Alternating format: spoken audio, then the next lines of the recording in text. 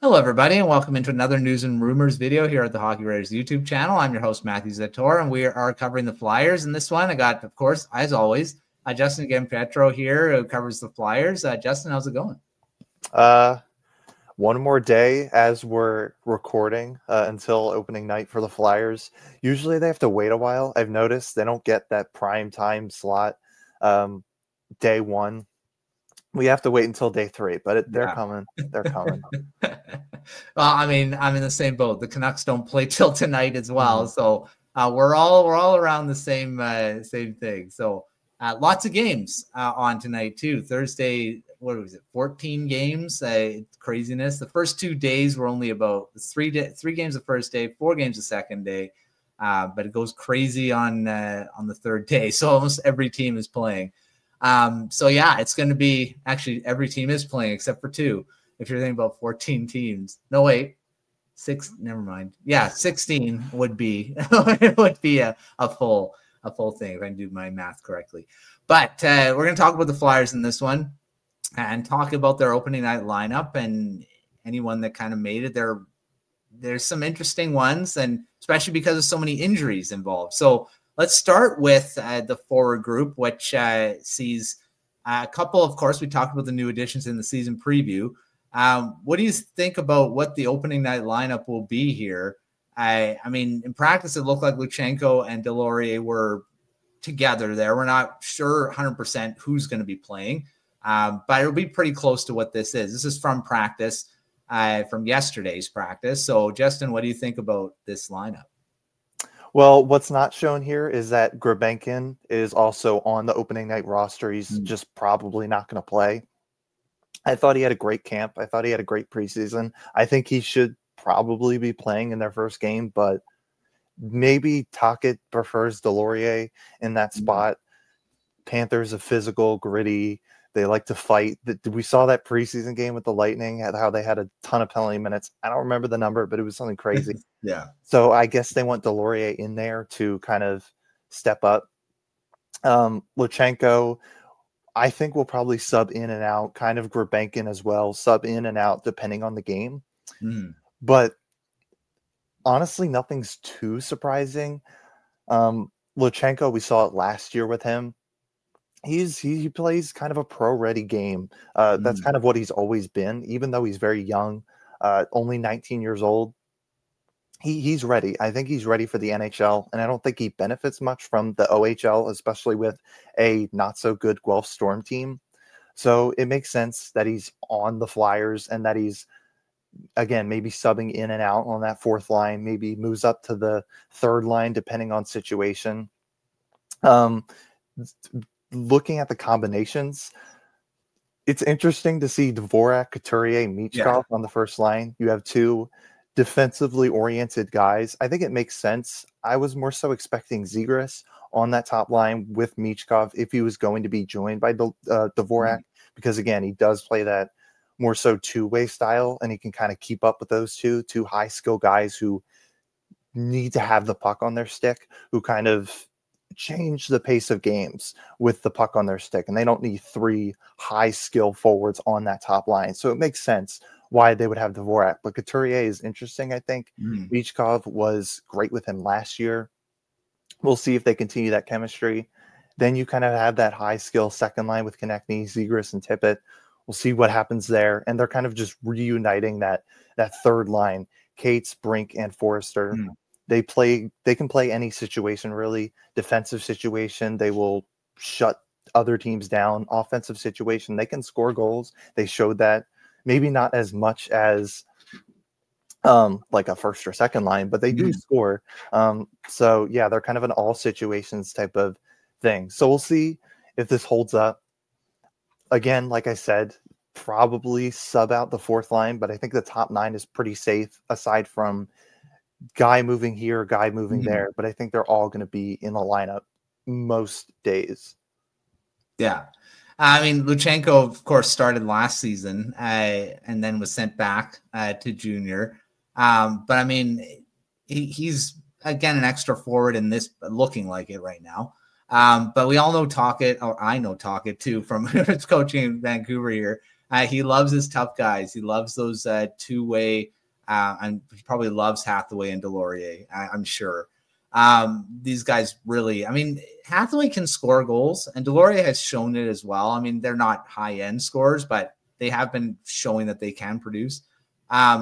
It's funny, Abels was also a Canucks draft pick way back when, which is interesting. I see him back in the league. I was like, had to do a double take. I'm like, what? That was last season. I recognized the name, and I'm like, I'm pretty sure he's a Canucks draft pick. Yeah, he was. So, it's interesting. He's also made the lineup as well. So it's gonna be interesting to see how all this goes. But those top three lines, I mean, they all have ability to score. So we'll see how it all goes. Looking at the defense, this is so many injuries. I mean, to start the season, there's so many guys that are hurt. When you're having to bring in guys that probably are slotted a bit higher than they should be. What do you think about this defensive group opening the season? Well, I think there are two things to note here. First of all, the defense wasn't fantastic to begin with, but then in preseason and camp, it was just kind of nobody really wanted a spot on the team. I don't think anybody was that impressive. I don't think Jennings was that great. I don't think Zamula was that great. I don't think Gilbert was that great. I don't think Juleson was that great. And Andre, who is the youngest, 23 years old, he got sent back to the AHL. I didn't think he was that fantastic either. So it's just, they just kind of threw it together. And then you have the York injury that was kind of recent and kind of unexpected. And then now you just have this. And yeah, it's not great. I like that they have Drysdale in his regular role, second pair. Maybe he can do something with Jennings, who's like a bigger, more defensively oriented guy. Maybe that works out, kind of replaces Nick Seeler, who he usually plays with. Sandheim's used to being that number one on a rebuilding team. That's a very hard thing to do, to be a number one on a rebuilder without much talent. He's kind of been asked to do not more than he's capable of, but more than what was originally expected of him when he signed an 8-year deal a few years ago. He's been the number one. And, that's, like I said, a lot to ask of him. And this is a lot to ask of him as well. Seeler can hold his own, but this team doesn't really have a puck mover on the left side anymore. As you can see, it's just kind of a lot of defensively oriented, bigger guys. It's not a great lineup. And we'll see how it does against the Florida Panthers, the defending Stanley Cup champion, two-time defending Stanley Cup champion Florida Panthers. But yeah, it's as bad on paper as it probably will be in gameplay, but we'll see what happens. There are some, I think, interesting guys here. I think the right side is a little better than the left, but we'll see. Yeah. Well, Noah Juleson will probably be in the lineup. A favorite of Tockett's. I was actually not surprised he went to the Flyers because, I mean, he's an okay defenseman. Don't get me wrong. But he probably shouldn't be slotted higher than where he is right now.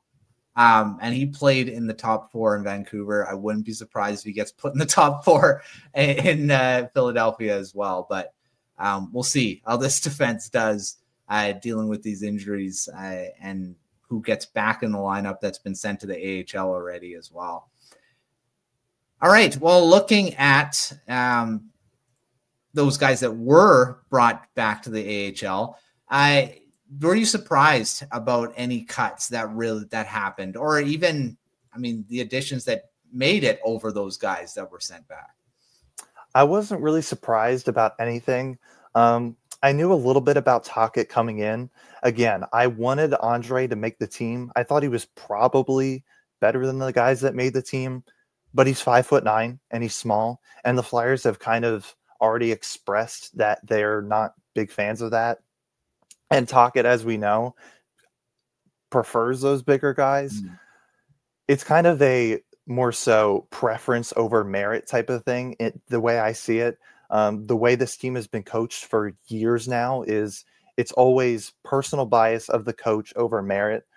That's not something I'm thrilled with. Yeah. But I can also see an argument where Andre wasn't that good anyway. So he kind of does belong in the AHL. But other than that, there's really nothing to gripe with. I think everybody who made the team probably should have made the team. Obels had a great preseason. He had a great camp.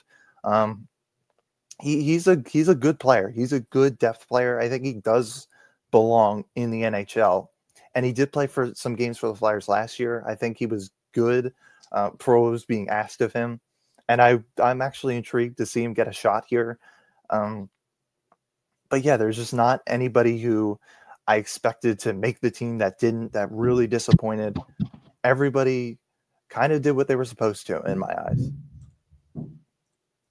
Yeah, it's true. I mean, Abel's a 7th-round pick of the Canucks. Never played a game in Vancouver, but it's good to see him actually be in the NHL now, and probably won't ever play more than a 3rd, 4th line role, but you need those guys too. So yeah, it's great to see him make the team. He did play a few games last season for the Flyers as well. So we'll see how it all goes. Yeah, playing against the Panthers. That's going to be an interesting first game. But make sure you're checking out everything we got at thehockeyrush.com for all the matchups that we got going on. We're going to have recaps, takeaways, all that fun stuff after the game. So make sure you're checking that out when it's out. And we're also going to be doing these videos throughout the season. So keep tabs on the YouTube channel. And we'll be doing these as much as we can.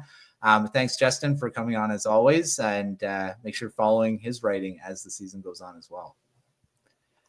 All right. Well, that's it for this one. Make sure you're checking out the stuff we got going on next. But until our next video, we will see you next time.